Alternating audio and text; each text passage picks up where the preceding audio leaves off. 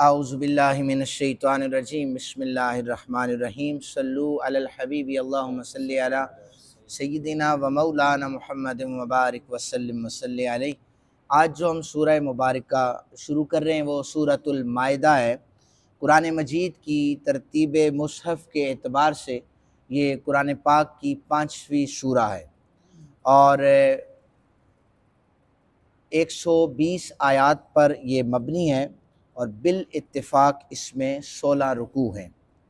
اس سورہ پاک کا نام المائدہ اس لیے رکھا گیا اس لیے کہ اس کی 2 آیتوں میں المائدہ کا ذکر آیا ہے۔ المائدہ یعنی دسترخوان۔ اسی سورہ مبارکہ میں آیہ مبارکہ 112 اور 114 موجود ہے کہ جب حواریوں نے کہا اے عیسیٰ مریم کے بیٹے، کیا آپ کا رب ہم پر آسمان سے کھانے کا خوان اتار سکتا ہے؟ یہ دسترخوان کے حوالے سے ہے۔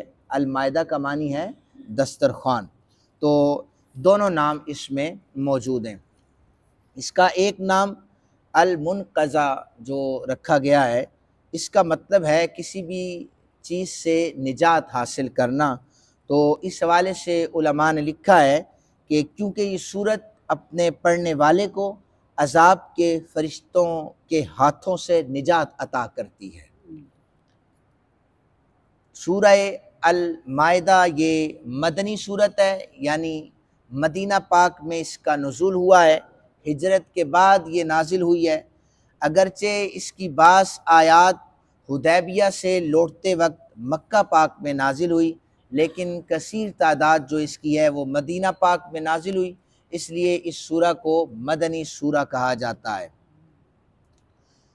6 ہجری میں رسول کائنات صلی اللہ علیہ وآلہ وسلم 1400 صحابہ کرام رضوان اللہ تعالیٰ عنہم اجمعین کے ساتھ عمرہ کرنے کے لیے مدینہ منورہ سے روانہ ہوئے تو مکہ مکرمہ کے قریب ایک کنواں ہے جس کا نام حدیبیہ ہے، اس جگہ پر وہاں پر کفار مکہ نے آپ صلی اللہ علیہ وآلہ وسلم کو روک لیا۔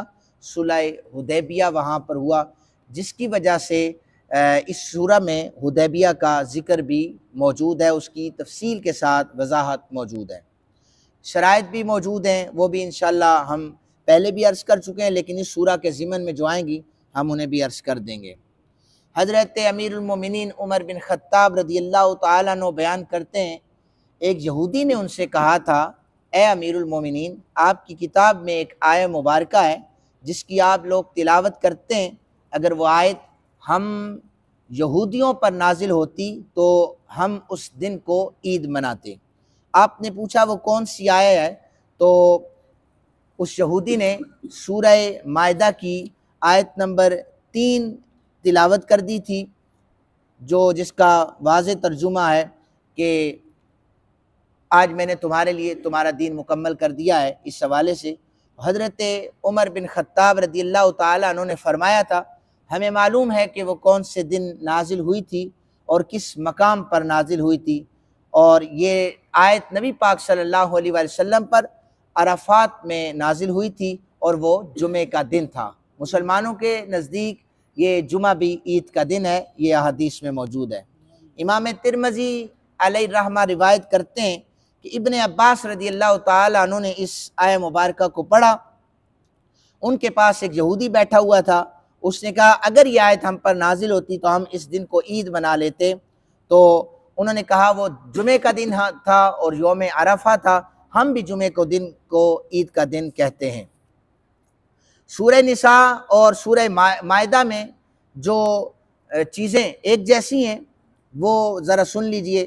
سورہ نساء اور سورۃ المائدہ میں دونوں میں اہل کتاب یہود و نصارہ منافقین مشرکین کے اعتراضات کے جوابات دیے گئے ہیں، ان کے باطل عقائد اور نظریات کا رد کیا گیا ہے، نبی اکرم صلی اللہ علیہ وآلہ وسلم کی نبوت اور رسالت کو بیان کیا گیا ہے۔ پھر سورہ البقرہ اور سورہ آل عمران دونوں صورتوں میں توحید و رسالت پر زیادہ زور دیا گیا ہے، اسی طرح سورہ نساء اور سورہ مائدہ میں مسائل فرعیہ اور مسائل شرعیہ دونوں پر زور دیا گیا ہے۔ وضو اور تیمم کے احکامات دونوں صورتوں میں مشترک ہیں۔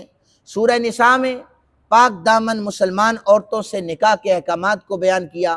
سورۃ المائدہ میں پاک دامن اہل کتاب عورتوں سے نکاح کے احکامات کو بیان کیا گیا۔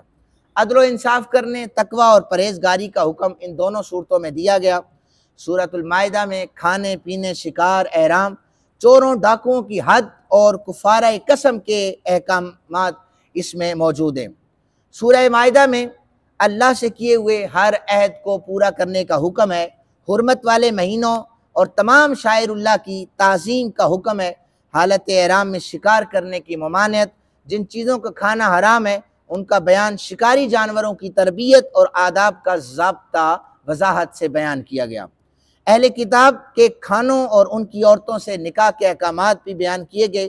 وضو کی فرضیت، حالت عذر میں تیمم کرنا، مسلمانوں کو کفار کے شر اور فساد کے باوجود عدل و انصاف پر قائم رہنے کا حکم، بنی اسرائیل سے اتباع شریعت کے عہد و میثاق لینے کا بیان، اس عہد کے توڑنے کی وجہ سے ان کے لعنتی ہونے کا بیان بھی اس سورہ مبارکہ میں موجود ہے۔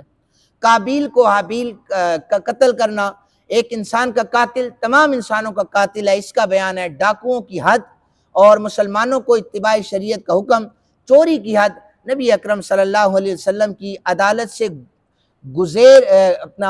یعنی اس عدالت کو نہ ماننا، یہ یہودیوں کے اس سازش کا بیان اس سورہ مبارکہ میں موجود ہے۔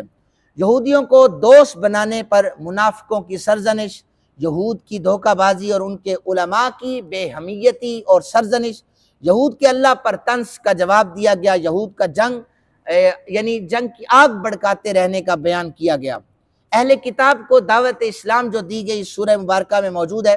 یہود کا اللہ کے ساتھ عہد و میثاق کرنے کے بعد ان کا اس وعدے کو توڑنے کا بیان اور انبیاء کے قتل کرنے کے حوالے سے بھی اس سورہ مبارکہ میں بیان کیا گیا ہے۔ انشاءاللہ ہم سارے عنوانات پر ہم گفتگو کریں گے، اور اللہ تعالیٰ سے دعا ہے کہ جتنی بھی چیزیں اس سورہ مبارکہ میں بیان ہوں، اللہ تعالیٰ ہم سب کو یہ سن کر عمل کرنے کی توفیق عطا فرمائے۔ کیونکہ جتنی بھی قرآن پاک کی آیات ہوتی ہیں وہ یہود کے حوالے سے، نصارہ کے حوالے سے، کفار مکہ کے حوالے سے ہوتی ہیں۔ ہمیں قرآن جھنجھوڑ کر یہ کہہ رہا ہے، چونکہ یہ رہنما کتاب ہے، یہ بتا رہی ہے کہ یہ حالات یہود کے تھے، نصارہ کے تھے اور کفار مکہ کے تھے، وہ نافرمان تھے، وہ ناکام ہو گئے۔ اے مسلمانوں، اگر تم بھی اپنے آپ کو بدلنا چاہتے ہو تو وہ چیزیں نہ کرو جو یہود نے کی تھی، وہ چیزیں نہ کرو جو نصارہ نے کی تھی۔ اللہ تعالیٰ ہمیں قرآن پاک کے احکامات پر عمل کی توفیق عطا فرمائے۔ وما علینا الا البلاغ المبین۔